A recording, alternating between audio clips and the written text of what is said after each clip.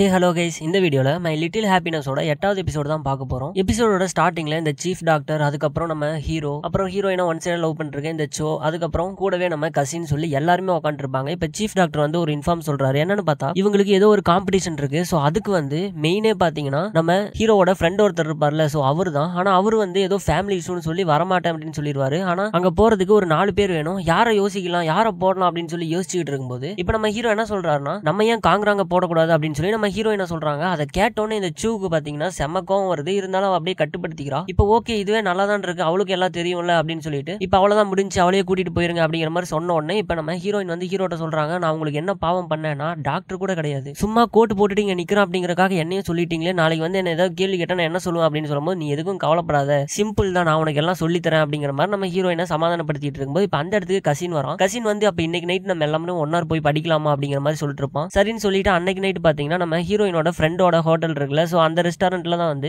எல்லாருமே படிச்சுக்கிட்டு இருக்காங்க. இப்ப அடுத்த நாள் காம்படிஷன் போற இடத்துக்கும் போயிடுறாங்க. நம்ம கசினுக்கு பாத்தீங்கன்னா அப்படியே உடம்பெல்லாம் உதறுது. என்னடா ரொம்ப பயத்துல இருக்கியா? இல்லையே அப்பெல்லாம் ஒண்ணும் இல்லையே, கால் மட்டும் தான் நடுங்குது அப்படின்னு சொல்றான். அதுக்கு பேர் தான் பயம்னு சொல்லுவாங்க அப்படின்னு நம்ம ஹீரோவும் சொல்லிட்டு இருப்பாரு. இப்ப அந்த காம்படிஷன்லயும் பாத்தீங்கன்னா நம்ம ஹீரோவோட ஹாஸ்பிட்டல் வந்து ஜெயிச்சிருது. சோ எல்லாருமே பொக்கே எல்லாம் கொடுக்குறாங்க, போட்டோ எல்லாம் எடுத்துக்கிட்டு இருக்காங்க. இப்ப நம்ம ஹீரோவையும் இந்த சூ இருக்காங்களா, சோ இவங்களையும் வச்சு மட்டும் போட்டோ எடுக்க சொல்றாங்க. நம்ம ஹீரோ பாத்தீங்கன்னா ஒரு டிஸ்டன்ஸை கீப் பண்ணி நின்னுகிட்டு இருக்காரு. ஆனா கேமராமேன் பாத்தீங்கன்னா பக்கத்துல போங்க பக்கத்துல போங்க அப்படின்னு சொல்லும்போது இந்த சூ வந்து கொஞ்சம் பக்கத்துல வராங்க. ஆனா நம்ம ஹீரோ போகவே மாட்டாரு. இதை நம்ம ஹீரோயின் கீழ இருந்து பாத்துக்கிட்டு இருக்காங்க. ரொம்பவே சோகமா இருக்காங்க. இப்ப அப்படியே அவங்க மேல ஒரு பொசசிவ் வந்துருது. இப்ப உடனே அங்க இருந்து அப்படியே தனியா போயிடுறாங்க. இப்ப அடுத்த சீன்ல ஷாப்ல பாத்தீங்கன்னா நம்ம ஹீரோயின் கொஞ்சம் பொருள் எல்லாம் வாங்கிட்டு இருப்பாங்க. பொருள் எல்லாம் வாங்கிட்டு வெளியே வந்து பார்த்தா நம்ம ஹீரோவோட நாயை ஒரு 2 பசங்க சீக்கிரம் வா போலாம் போலாம் அப்படிங்கிற மாதிரி சொல்லி கொடுமைப்படுத்துற மாதிரி இருக்கு. டக்குனு இவங்க அப்படியே வீடியோ எடுத்துறாங்க. ஆல்ரெடி இந்த மாதிரி 2 பசங்க வந்து அந்த ஊர்ல இருக்கிற நாயெல்லாம் திருடிட்டு போறதா கம்ப்ளைண்ட் எல்லாம் ஏதோ ஒரு நியூஸ்ல பாத்துருப்பாங்க. இப்ப அதை வீடியோ எடுத்து வச்சுக்கிட்டு அந்த நாய் எங்களோடது கொடுத்துறா அப்படின்னு சொல்லி கேட்கும்போது அவனும் எதுக்கு கேக்குறீங்க, அது எங்க நாய் அப்படிங்கிற மாதிரி சொல்லிட்டு இருக்கும்போது இப்ப அந்த வீடியோ எல்லாம் எடுத்து வச்சிருக்கேன், போலீஸ்ட்ட கொடுத்துருவேன், போலீஸுக்கு கால் பண்ணிடுவேன், இப்ப அந்த நாய் எனக்கு வேணும் அப்படி இப்படின்னு எல்லாம் சொல்லிட்டு இருக்காங்க. இவங்களும் சரிடா, இனிமேல் இந்த பொம்பளை கிட்ட பேச முடியாதுன்னு சொல்லிட்டு அவனும் அங்க இருந்து போயிடுறானுங்க. இப்ப அந்த நாயை கூட்டிட்டு நம்ம ஹீரோ கிட்ட வரும்போது கொஞ்சம் கூட பொறுப்பே இல்லையா, உங்களோட நாயை வெளியே விட்டுட்டு நீங்க என்ன பண்றீங்க அப்படின்னு சொல்லும்போது நம்ம ஹீரோக்கு ஒண்ணுமே புரியல. இப்ப டக்குன்னு நம்ம ஹீரோ என்னோட நாய் உள்ளதானே இருக்கு அப்படின்னு சொல்லுவாங்க. பார்த்தா உள்ள ஒரு நாய் இருக்கு, ரெண்டுமே ஒரே மாதிரி இருக்கு. நம்ம ஹீரோயின் மாத்தி கூட்டு வந்துட்டாங்க. ஐயோ அப்ப இது நிஜமாலுமே அந்த பசங்களோட தானே, நான் தான் மிரட்டி கூட்டிட்டு வந்துட்டேன், இப்ப இது என்ன பண்றது அப்படின்னு சொல்லும்போது அதெல்லாம் ஒன்றும் பிரச்சனை இல்லை பாத்துக்கலாம் அப்படின்னு நம்ம ஹீரோ சொல்றாரு. எனக்குலாம் தெரியாது, உங்களால தான் நான் கூட்டிட்டு வந்தேன், அதனால இனிமேல் இந்த நாயை நீங்க தான் பாத்துக்கணும் அப்படின்னு சொல்லிட்டு குடுகுடுன்னு அவங்க வீட்டுக்குள்ள போய் டோரை லாக் பண்ணிடுறாங்க. இப்ப அடுத்த சீன்ல அந்த காம்படிஷனுக்கு வர முடியாத சூழ்நிலையில ஒரு ஃப்ரெண்ட் இருப்பார்ல, இப்ப அவர் வராரு. என்னடா நான் இல்லாம காம்படிஷன் எல்லாம் போயிட்டீங்க, ஆனா நல்ல வேலை ஜெயிச்சிட்டீங்களா, சரி நம்ம இதை ஒன்னா செலிப்ரேட் பண்ணி ஆகணும், வெளியே எங்கேயாவது போலாமா அப்படின்னு சொல்லும்போது நம்ம ஹீரோவும் இந்த சூவும் பாத்தீங்கன்னா ஓகே அப்படின்னு சொல்லிடுறாங்க. இப்ப நம்ம ஹீரோயின் அவங்க கசின்ட்ட பேசிட்டு வந்துட்டு இருக்கும்போது கசின் என்ன சொல்றான்னா, அந்த காம்படிஷன் எடுத்த போட்டோ வந்து நான் ஆன்லைன்ல போட்டுட்டேன் அப்படின்னு சொல்லும்போது ஏன்டா போட்டேன், உங்க அம்மா பார்த்தா எங்க அம்மாட்ட சொல்ல மாட்டாங்களா அப்படின்னு சொல்லி கேட்டுட்டு இருக்கும்போது எங்க அம்மாக்கு என்னைய அடையாளம் தெரியாது, கண்டிப்பா உன்னை எல்லாம் தெரியாது, கவலைப்படாது அப்படின்னு சொல்லும்போது அவங்களும் சரி அப்படிங்கிற மாதிரி சொல்றாங்க. இப்ப தூரத்துல இந்த சூ கூட நம்ம ஹீரோ நின்னுகிட்டு இருக்கிறத பார்த்தோன்னே இவங்க அப்படியே கொஞ்சம் ஜலஸ் ஆகுறாங்க நம்ம ஹீரோயின். இப்ப நம்ம ஹீரோயின் லிஃப்ட்டுக்கு வெயிட் பண்ணிட்டு இருக்கும்போது அந்த இடத்துல லிஃப்ட்டுக்குள்ள நம்ம ஹீரோ, அதுக்கப்புறம் ஹீரோட ஃப்ரெண்ட் இந்த சூ 3 பேர் இருக்கிறத பார்த்துட்டு நம்ம ஹீரோயின் வரமாட்டேன் அப்படிங்கிற மாதிரி நின்று இருக்காங்க. இதை பார்த்து நம்ம ஹீரோ லிஃப்ட் அங்கேயே ஸ்டாப் பண்ணிட்டு அந்த கசினை கூப்பிடுவாரு. கசினை கூப்பிட்டதுக்கு அப்புறம் கசினும் நம்ம ஹீரோயினை பிடிச்சிட்டு அப்படியே லிஃப்ட்டுக்குள்ள கூட்டிட்டு வந்துடுறான். நம்ம ஹீரோயின் வந்து நம்ம ஹீரோட மூஞ்சி கூட பார்க்கல,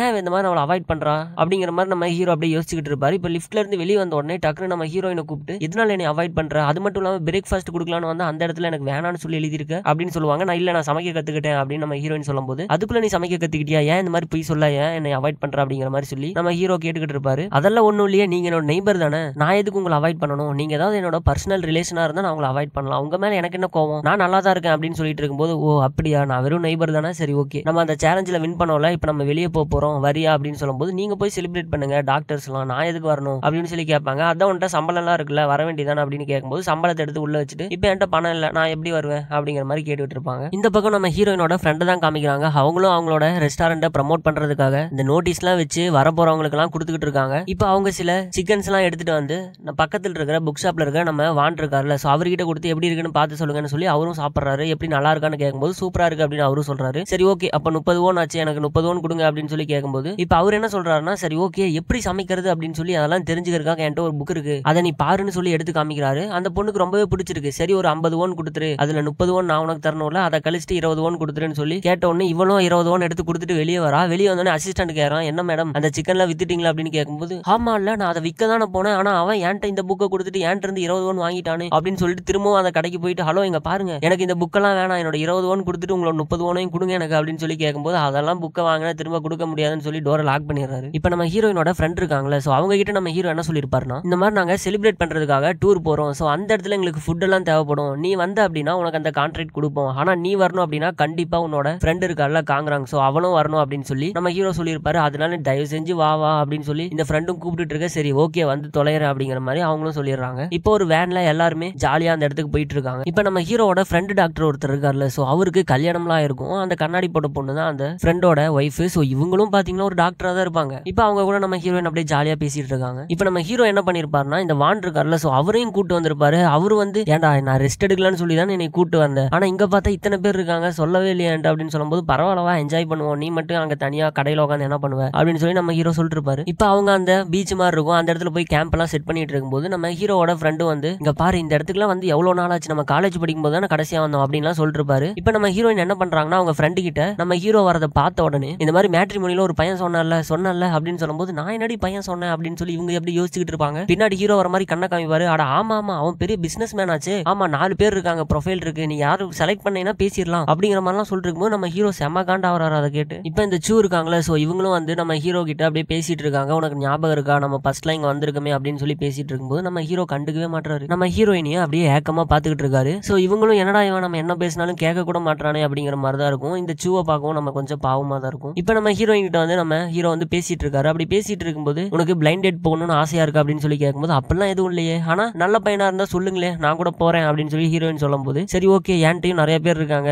ஆனா எந்த மாதிரி குவாலிஃபிகேஷன் உனக்கு வேணும் அப்படின்னு சொல்லும்போது, அதெல்லாம் ஒன்றும் இல்லை, டீசெண்டா இருக்கணும், பார்க்க நல்ல லுக்கிங்கா இருக்கணும், கேர் பண்ணிக்கணும் அப்படின்னு சொல்லிட்டு இருக்கும்போது, இப்போ நம்ம ஹீரோ கண்டுபிடிச்சாரு. அப்போ உனக்கு பொறாமையா இருக்கா அப்படிங்கிற மாதிரி கேட்பாரு. பொறாமையா, அதெல்லாம் எனக்கு ஒன்றும் இல்லையே அப்படிங்கிற மாதிரி சொல்லிட்டு இருக்கும்போது, இப்போ வானத்துல அங்கெல்லாம் பட்டை விட்டுக்கிட்டு இருப்பாங்க, அது அப்படியே கீழே வரும். டக்குன்னு நம்ம ஹீரோயின் அப்படியே பிடிக்கிறாரு. ஸோ இந்த இடத்துலயே இந்த 8வது எபிசோட முடிக்கிறாங்க. இந்த வீடியோ எப்படி இருந்ததுன்னு சொல்லிட்டு கீழே கமெண்ட் பண்ணுங்க. வீடியோ பிடிச்சிருந்தா லைக் பண்ணுங்க, சப்ஸ்கிரைப் பண்ணாதவங்க சப்ஸ்கிரைப் பண்ணுங்க. இதுக்கப்புறம் என்ன நடந்தது அப்படின்னு சொல்லிட்டு அடுத்த எபிசோட்ல பார்க்கலாம். So thank you, by.